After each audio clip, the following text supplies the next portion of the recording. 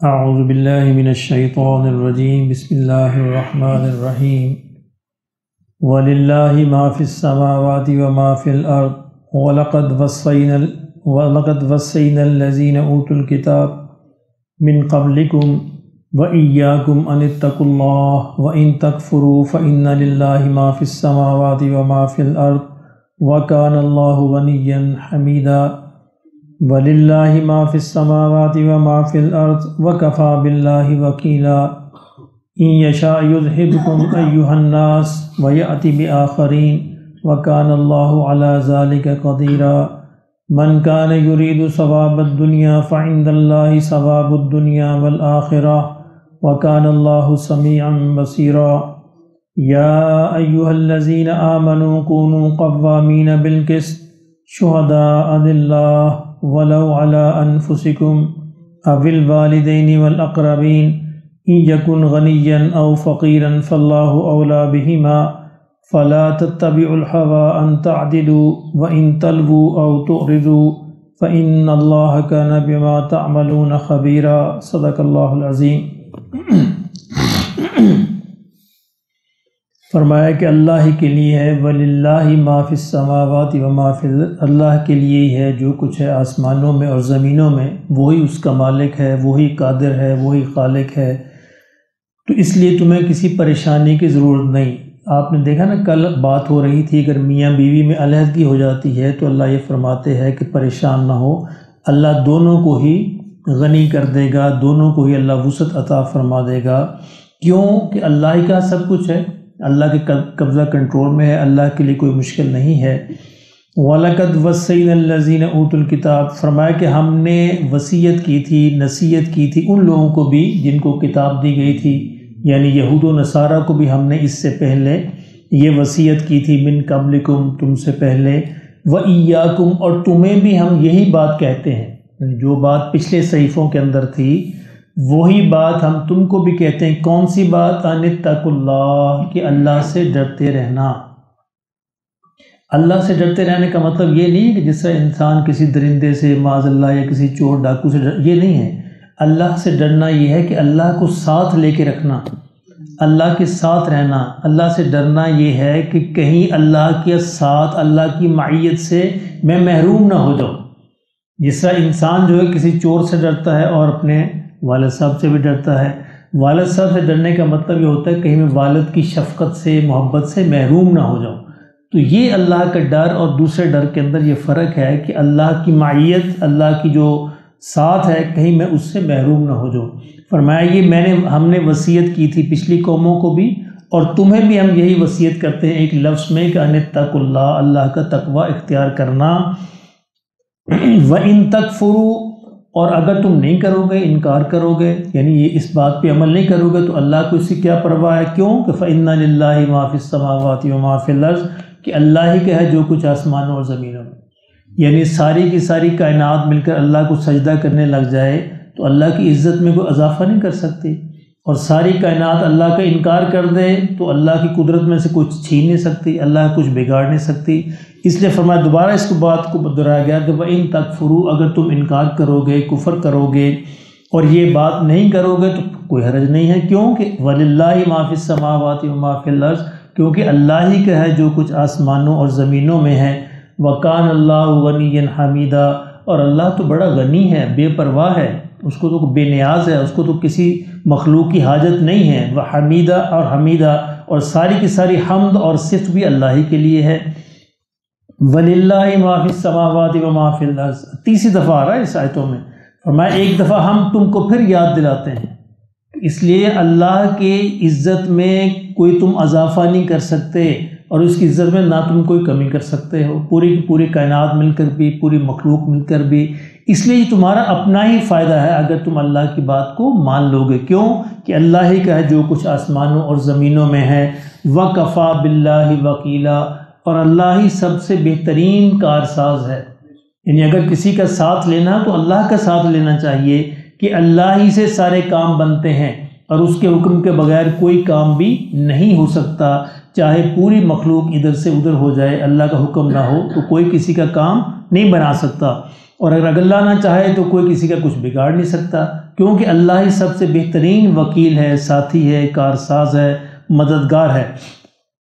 N یشاء یذہبکم، وہی بات جو میں نے پہلے عرض کی، اللہ نے فرمایا کہ اگر ہم چاہیں یذہبکم، ہم تمہیں لے جائیں، تم کو ہٹا دیں، یعنی قوموں کے منظر سے تمہیں دور بھیج دیں، دھکیل دیں، تمہیں ہٹا دیں۔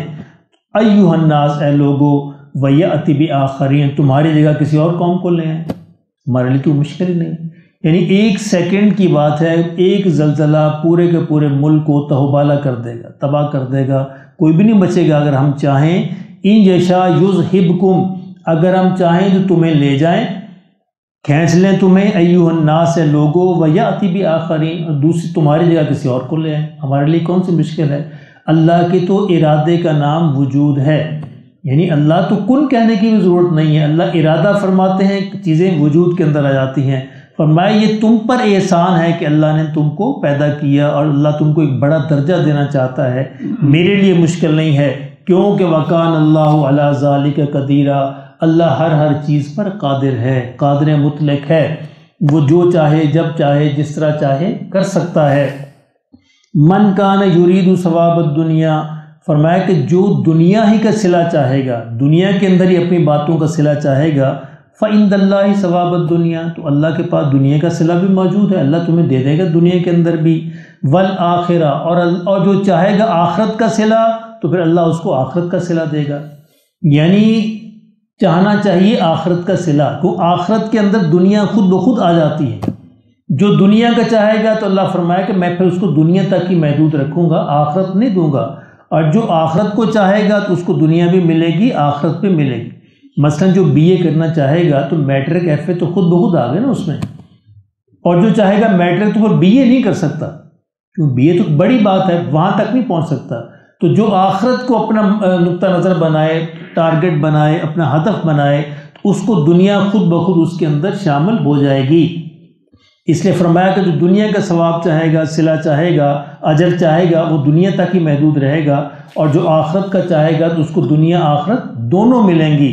وَكَانَ اللَّهُ سَمِيعًا بَصِيرًا، اور اللہ جو ہے فرمایا کہ سننے والا بھی ہے اور دیکھنے والا بھی ہے۔ اس لیے جو تم کرتے ہو، جو تم بولتے ہو، اللہ اس کو سنتا ہے، جو تم کرتے ہو اللہ اس کو دیکھتا ہے، حتیٰ کہ تمہارے دلوں کے اندر جو گمان گزرتے ہیں اللہ ان کو بھی جانتا ہے۔ یا ایھا الذین آمنوا، اے ایمان والو، کونوا، ہو جاؤ، قوامین، قائم، بالقسط، انصاف پر، تمہیں انصاف پر قائم ہونا ہے ہر حال میں، شہداء للہ، میں اللہ کے لیے گواہی دیتے ہوئے، محض اللہ کے لیے، اللہ کی طرف سے گواہی دیتے ہوئے تمہیں حق پر قائم رہنا ہے، انصاف پر قائم رہنا ہے، ولو علی انفسکم، چاہے تمہیں اپنے خلاف گواہی دینی پڑے، یعنی کبھی ایسا ہو جائے، جرم ہو جائے تو اقرار کر لو، اپنے خلاف گواہی دے دو کہ مجھ سے یہ غلطی ہو گئی ہے، تو یہ اللہ نے فرمایا کہ یہ زیادہ پسندیدہ ہے بجائے اس کے کہ تم اس کو چھپاتے پھرو۔ اول والدین، چاہے تمہیں والدین کے خلاف گواہی دینی پڑے۔ اس سے اندازہ فرمائیں کہ اسلام کے اندر انصاف کا درجہ والدین سے بھی اوپر ہے۔ اسلام میں والدین کی بڑی قدر و قیمت ہے، بار بار احادیث میں، قرآن مجید میں اس کا ارشاد فرمایا گیا، لیکن یہ آیت بڑی واضح ہے کہ چاہے تمہیں والدین کے خلاف گواہی دینی پڑے، اگر تمہارے والدین غلط مقام پر کھڑے ہیں تو تمہیں ان کے خلاف بھی گواہی دینی ہے، انصاف پر قائم رہنا ہے۔ والاقربین، چاہے رشتہ داروں کے خلاف گواہی دینی پڑے، فرمایا انصاف پر قائم رہنا، انصاف کو قربان نہیں کیا جائے گا، رشتہ دار قربان کیے جائیں گے، والدین قربان کیے جائیں گے، اپنا آپ قربان کیا جائے گا، انصاف کو قربان نہیں کیا جائے گا۔ اس لیے میں اکثر یہ کہتا ہوں کہ بڑا آسان کلیہ ہے گھروں کے اندر یہ جو ساس بہو کا جھگڑا ہے اس کو نمٹانے کا، کہ مرد جو ہے ہمیشہ انصاف کے ساتھ کھڑا ہو۔ مرد یہ نہ سوچے کہ مجھے والدین کے ساتھ کھڑے ہونا ہے یا بیوی کے ساتھ کھڑے ہونا، اس سے مجھے انصاف کے ساتھ کھڑے ہونا ہے، چونکہ انصاف کا درجہ والدین سے اوپر ہے۔ اور یہ چیزیں ہوتی ہیں عام طور پر جو انسان کو انصاف سے ہٹاتی ہیں، یا محبت ہوتی ہے یا دشمنی ہوتی ہے۔ اب رشتہ دار والدین سے محبت ہوتی ہے تو محبت میں انسان جو ہیر پھیر کر جاتا ہے، انصاف سے ہٹ جاتا ہے، تو اللہ نے یہاں محبت کا واضح فرما دیا کہ محبت کو بھی قربان کر دیا جائے گا انصاف کے لیے۔ اور سورہ مائدہ کے اندر یہ آتا ہے اگر کسی دشمن کے خلاف بھی کرنا پڑے انصاف، تو دشمن کی دشمنی بھی تمہیں انصاف سے نہ روکے، وہاں بھی تم انصاف کی بات ہی کرو گے، چاہے دشمن بھی سامنے کیوں نہ کھڑا ہو۔ دو ہی چیزیں ہوتی ہیں، دشمنی نفرت یا محبت، دشمنی یا دوستی، اور دونوں چیزیں انصاف سے ہٹا دیتی ہیں۔ تو یہاں دوستی کی بات کو واضح فرمایا۔ سورہ مائدہ میں پھر اللہ فرمائیں گے کہ اگر دشمن بھی سامنے کھڑا ہو تو دشمن کی دشمنی بھی تمہیں انصاف سے نہ روکے۔ فرمایا اگر تمہیں یہ گواہی دینی پڑے اپنے خلاف، والدین کے خلاف، رشتہ داروں کے خلاف، تو کھڑے ہو جاؤ، صرف اللہ کے مان پر، اللہ کے لیے، اللہ کی رضا کے لیے تمہیں یہ گواہی دینا ہے۔ ان یکن غنیا او فقیرا، چاہے تمہارے سامنے کوئی غنی ہو یا فقیر ہو، تمہیں انصافی کی بات کرنی ہے۔ یہ نہیں کہ میں فقیر کی فقیری اس پر میں کیا کہتے ہیں اس کی کرتے ہوئے مدد، یا میں اس کی ترس کھاتے ہوئے میں اس کے لیے گواہی نہیں۔ اگر فقیر غلط ہے تو فقیر کی غلطی واضح کی جائے گی، امیر غلط ہے تو امیر کی غلطی واضح کی جائے گی۔ آپ دیکھیں گے بعض اوقات بڑا دلچسپ مشاہدہ ہے، سڑک پہ جب اگر آپ گاڑی پہ جا رہے ہیں نا تو سائیکل والے کی یا موٹر سائیکل والے کی غلطی ہوگی اور اس نے آپ کی گاڑی کو مار دیا، اچھا راہ چلنے والے گاڑی والے کو برا کہیں گے، وہ فقیر کی حمایت کریں گے کہ یہ بیچارہ کمزور ہے، یہ بیچارہ کیا کہے، نہیں، اس کی غلطی ہے، اس کو برا کہنا چاہیے، وہ ناحق پہ ہے۔ تو اس میں فقیر، اللہ نے کہا فقیر اور غنی بھی نہیں دیکھا جائے گا، فاللہ اولا بہما، فرمایا اللہ زیادہ خیر خواہ ہے ان کا۔ تم نہ بڑے مامے بننا، تم نہ بڑے خیر خواہ بننا، اللہ ان کا زیادہ خیر خواہ ہے۔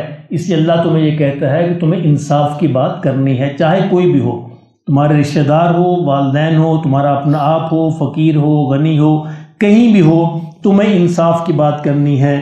فلا تتبعوا الہویٰ، اور تمہیں اپنی خواہش نفس کی پیروی نہیں کرنی، اپنی خواہش کی پیروی نہیں کرنی، ان تعدلوا، کہ تم انصاف نہ کرو، تمہاری خواہش جو ہے تمہیں انصاف سے نہ روکے۔ وَإِن تَلْوُوا أَوْ تُعْرِضُوا، اچھا گواہی دیتے ہوئے کہ کیا چیز کرتا ہے بندہ، بعض وقت اپنی زبان کو مروڑ کے بات کو ایسے بیان کرتا ہے کہ دوسرے کے حق میں چلی جائے۔ فرمایا یہ کام بھی نہیں کرنا، او تُعْرِضُوا، تم چشم پوشی بھی نہیں کرنا، اعراض بھی نہیں کرنا، بات کو بگاڑنا بھی نہیں ہے اور اعراض بھی نہیں کرنا، بے رخی بھی نہیں کرنی اور دوسری طرف بھی نہیں لے کے جانا۔ فَإِنَّ اللَّهَ كَانَ بِمَا تَعْمَلُونَ خَبِيرًا، فرمایا کہ تو جو تم کرتے ہو اللہ تمہارے ہر کام سے باخبر ہے۔ یعنی اگر تم بات کو بگاڑنے کی کوشش کرو گے، چاہے دنیا پر تو جھوٹا تاثر ڈال لو، لیکن اللہ تو جانتا ہے کہ تمہارے دل کے اندر کیا ہے، اصل بات کیا تھی۔ اور اگر تم اعراض کرو گے، چشم پوشی کرو گے، ادھر ادھر کی بات کرو گے کہ میری جان چھوٹ جائے، پھر بھی تمہیں اللہ اس کو بھی جانتا ہے، تمہارے اللہ کو ذہن کے اندر رکھتے ہوئے کہ مجھے اللہ کے سامنے پیش ہونا ہے، تمہیں ہمیشہ انصاف کی بات کرنی ہے، چاہے گھر ہو یا گھر سے باہر ہو۔ اللہ ہمیں نصیب فرمائے۔